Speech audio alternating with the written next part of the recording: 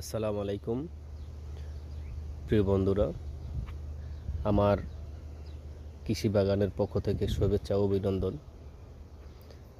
আমার এই কৃষি বাগানের মালচিং পদ্ধতিতে,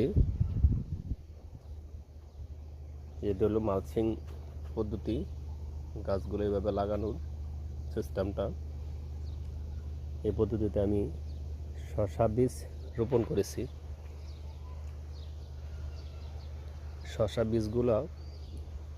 বীজ থেকে খুব সুন্দর মতনে গাছগুলো আমার নেটে উঠে পড়েছে এবং খুব সুন্দর ও সুস্থ সবল আমার গাছগুলো আছে। দেখুন, কোনো গাছগুলোতে কোনো আমার পোকামাকড় নেই। আমি সঠিক সময়ে ওষুধ প্রয়োগ করেছি, তাই